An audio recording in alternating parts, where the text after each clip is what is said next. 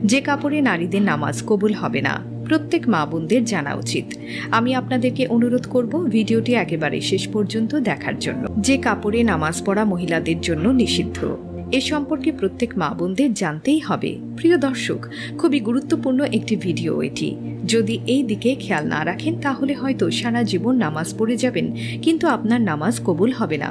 চলুন মূল ভিডিওটি শুরু করা যাক। দর্শক, নামাজের সতর ঢাকা ফরজ, কিন্তু নামাজে কতটুকু সতর ঢাকতে হবে তা অধিকাংশ মহিলারাই জানেন না, যার ফলে ফরজ তরফ হওয়ার ফলে অনেক মহিলার সারা জীবনে নামাজ হয় না। আবার নারীদের জন্য নফল নামাজ পড়ার কোনো তাগিদ নেই, তারপরেও দেখা যায় নারীরা নফল নামাজ পড়াতে পুরুষের তুলনায় এগিয়ে থাকে।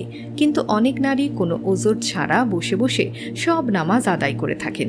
নারী পুরুষ যে কারোর জন্যই প্রয়োজন ছাড়া বসে বসে নামাজ পড়লে তাদের নামাজ হবে না। বিশেষ করে ফরজ নামাজ অবশ্যই দাঁড়িয়ে আদায় করতে হবে, কারণ সবার জন্য দাঁড়িয়ে নামাজ আদায় করাও একটি ফরজ কাজ। অবশ্য কোনো ওজর থাকলে সেটা ভিন্ন কথা। সাধারণত নারীরা অনেক সময় শাড়ি পরে নামাজ পড়ে থাকেন, আর শাড়িতে কোনোভাবেই পর্দা আদায় হয় না, কেননা শাড়ি পরে নামাজ পড়লে পর্দা লঙ্ঘন হবার সম্ভাবনা বেশি থাকে। যেহেতু পর্দা নামাজের মতোই ফরজ, তাই নামাজের আগে পর্দা ঠিক রেখেই নামাজ আদায় করতে হবে। নারীরা যে পোশাক পরিধান করুক না কেন, সেই নারী যদি অন্ধকার ঘরে একাও নামাজ পড়ে থাকেন, তবে নামাজের সময় এই বিষয়গুলোর প্রতি লক্ষ্য রাখতে হবে, যার ব্যতিক্রম হলে নামাজ হবে না। আয়েশা রাদিয়াল্লাহু আনহু থেকে বর্ণিত হাদিসে আল্লাহর রাসূল সাল্লাল্লাহু আলাইহি ওয়াসাল্লাম বলেছেন, প্রাপ্তবয়সী নারীরা ওড়না ছাড়া নামাজ আদায় করলে তা আল্লাহর নিকট কবুল হবে না। সুনান আবু দাউদ হাদিস 641। প্রিয় দর্শক, নামাজের সময় নারীদের এই বিষয়গুলোর প্রতি লক্ষ্য রাখতে হবে। 1. যদি কপালের কাছে কিছু চুল বেরিয়ে যায়। 2. কান একটা বা দুটো বেরিয়ে যায়। 3. যদি কানের পাশে জুলফির চুল বেরিয়ে যায়। 4. পেছনের চুল বেরিয়ে যায়। 5. থুতনির নিচে গলার কাছে কোনো অংশ বেরিয়ে যায়। 6. যদি হাতের কাছে কিছু অংশ বেরিয়ে যায়। 7.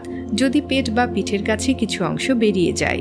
অর্থাৎ শুধু মুখমণ্ডল, হাতের কবজি ও পায়ের পাতা ছাড়া আর কোনো অংশ যদি নামাজের সময় বেরিয়ে যায় এবং এভাবে সারা জীবন নামাজ পড়লে সে নামাজ আদায় হবে না, সে নারী বেনামাজি হিসেবে গণ্য হবে। আর সর্বাবস্থায় নারীদের পোশাক যেমন হবে তা এখন আপনাদেরকে জানাবো। 1.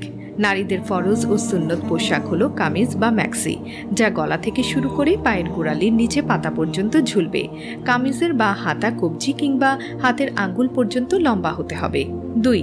আর মাথায় এমন হিজাব বা ওড়না পরিধান করতে হবে যাতে কোনোভাবেই গলা, ঘাড়, কান, মাথা ও জুলফির চুল কিংবা বুকের কোনো অংশ, পেটের কোনো অংশ তথা চামড়া দেখা না যায়।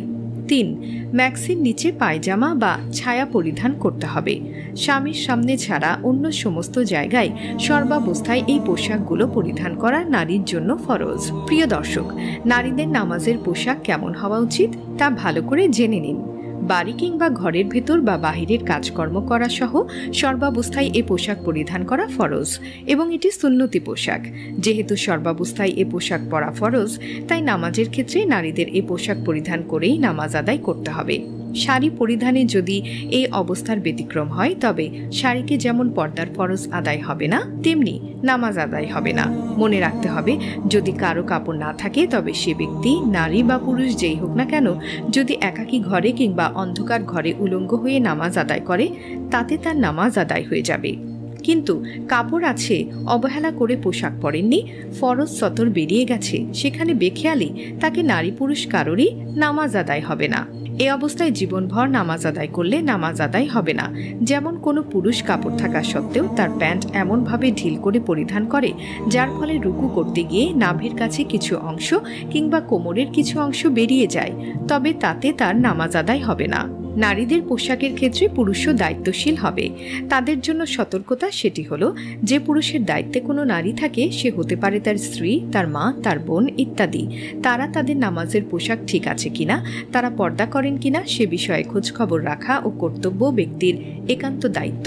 যদি সে দায়িত্বশীল ব্যক্তির নামাজের ব্যাপারে খোঁজখবর না রাখে কিংবা পর্দা ও নামাজের পোশাকের ব্যাপারে সতর্ক না করে বা ব্যবস্থা না করে, তবে এসব নারীদের তাদের দায়িত্বশীল পুরুষকে পুরুষকে অপরাধী হিসেবে সাব্যস্ত করবে।